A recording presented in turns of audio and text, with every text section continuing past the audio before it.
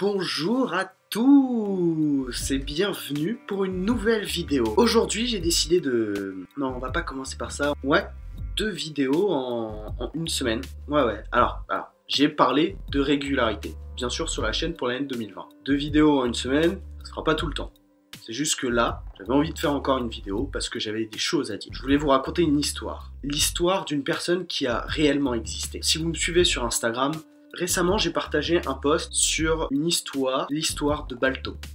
Alors, à peu près tout le monde connaît l'histoire de Balto, mais moi j'ai pas décidé de vous raconter l'exploit qu'il a réalisé, la légende qu'il est devenu par ce qu'il a fait. J'ai décidé de vous raconter l'histoire que l'on ne connaît pas. J'ai décidé de vous raconter ce qui s'est passé après la légende que Balto a construit lui-même.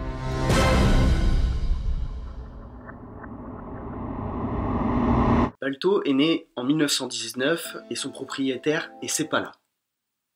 Oui, je sais, pas un nom commun.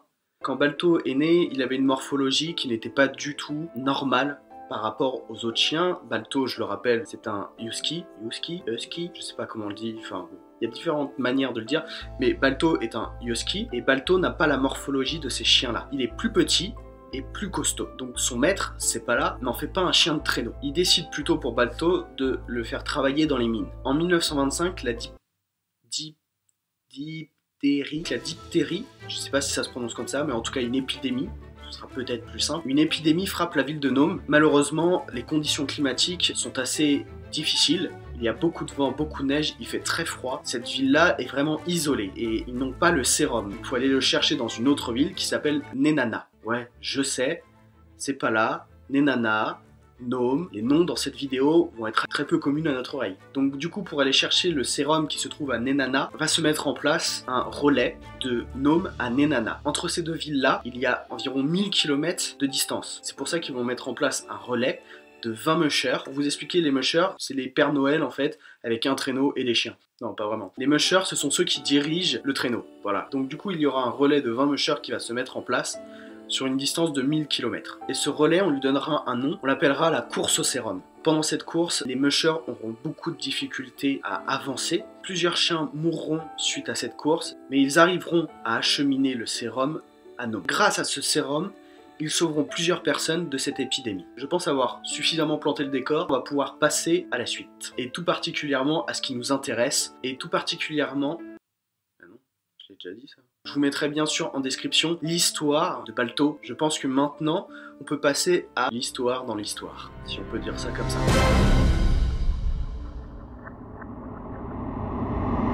Un exploit comme ça, on ne peut pas le laisser dans un coin. Il faut le raconter, il faut le montrer, il faut l'exploiter, si je peux dire ça comme ça. Et vous allez comprendre pourquoi j'utilise ce terme. J'ai oublié d'expliquer, le musher du traîneau de Balto s'appelait Kassen. C'est au mois de février que Kassen reçoit une lettre en provenance des USA. Le musher et ses chiens sont invités par le producteur hollywoodien Sol Lesser. Ce producteur a plutôt flairé la bonne affaire et il s'est dit qu'il fallait tout simplement raconter cette histoire en faisant un film. Et du coup, c'est ce qui va se passer. Donc Kassen, Balto et les autres chiens partiront en direction des États-Unis pour pouvoir tourner ce film. Alors bien sûr, après avoir sorti le film, quand il faut promouvoir un film, il y a différentes manières de le promouvoir. Et Balto et les autres chiens devront faire des courses de circuit.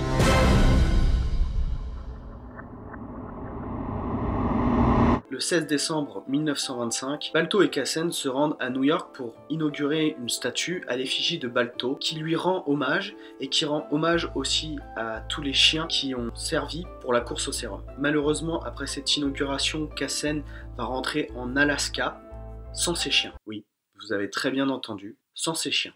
Alors, vous vous posez peut-être la question pourquoi il rentre sans ses chiens. Je n'ai pas la réponse, je n'ai pas trouvé la réponse. Si je dois donner une hypothèse, je pense que le producteur a rédigé un contrat tout simplement et je pense que dans ce contrat devait être stipulé que les chiens devaient lui appartenir à la fin du film. Je ne vois pas autre chose que ça et c'est pour ça que Kassen, je pense, repart en Alaska sans ses chiens. Moi vivant, oui c'est sûr, je ne repartirai jamais sans mes chiens. C'est soit je repars pas, soit je repars avec mes chiens, mais pas sans. Surtout après avoir vécu un exploit pareil, une aventure pareille. Non, je comprends pas. Mais bref. Et donc du coup, suite à ça, le producteur va garder les chiens pendant 1 an, et au bout d'1 an, il va les vendre.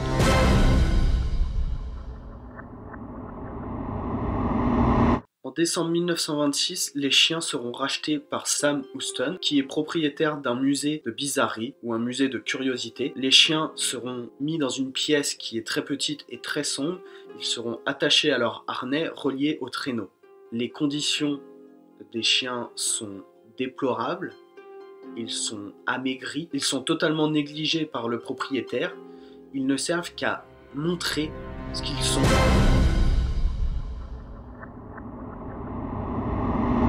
Un jour, un homme viendra les voir et décidera de les racheter. Cet homme s'appelle George Kimball et il rachètera les chiens pour 2000 $. Oh, un petit chien qui s'invite. Oui, je te manque, c'est ça. Ouais, mais toi aussi tu manques.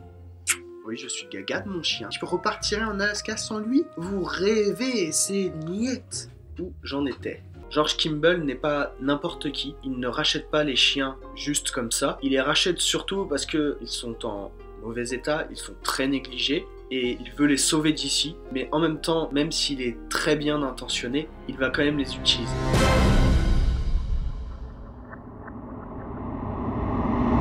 Balto et les autres chiens sont transférés par un train et arriveront à Cleveland. Une fois qu'ils seront arrivés, ils seront nourris, nettoyés, brossés. Pour simplifier, on les fera beaux. Le 19 mars 1927, ils feront un défilé dans les rues de Cleveland. Tout ça pour une seule bonne raison, promouvoir leur arrivée dans le zoo de Cleveland.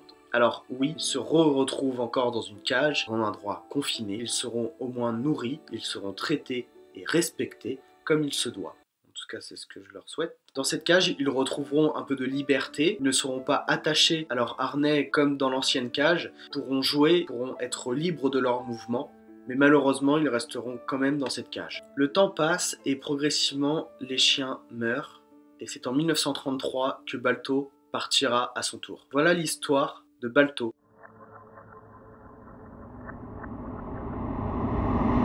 Celle-ci, ouais, on la connaissait pas cette histoire, ou en tout cas on ne connaissait pas l'après-histoire. On trouve très peu d'informations. Quand j'étais petit, bien sûr, j'ai vu le dessin animé de Disney qui racontait l'histoire de Balto.